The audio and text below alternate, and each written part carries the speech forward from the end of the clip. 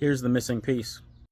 PCOS and running carpool, how are those two connected? Let me tell you. So I'm picking up my son from carpool. He plays football. He's going into high school. It's super exciting.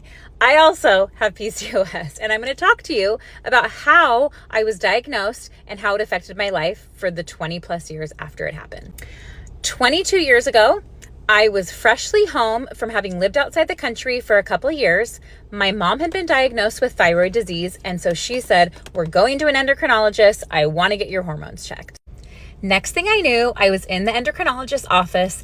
I was hearing words like polycystic ovarian syndrome, insulin resistance, and so many other things. I had no clue what she was talking about. However, what I did know is that she explained so many symptoms I had been dealing with for years, and I had no clue why.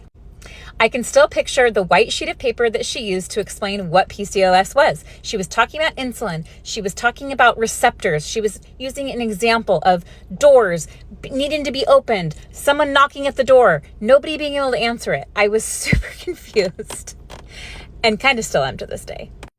All I know is that I had a list of symptoms that I had always dealt with. She explained how they all fit together, and finally something was starting to make sense. I also walked out of there with a new prescription that I ended up taking for 20 plus years.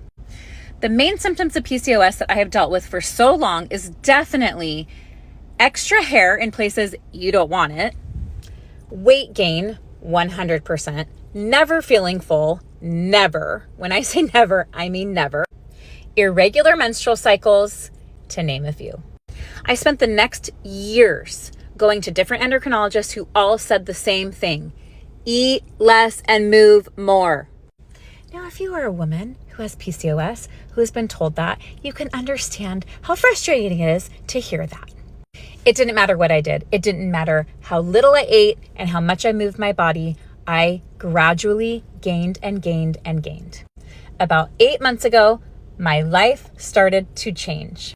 Today, most of my PCOS symptoms have been completely reversed.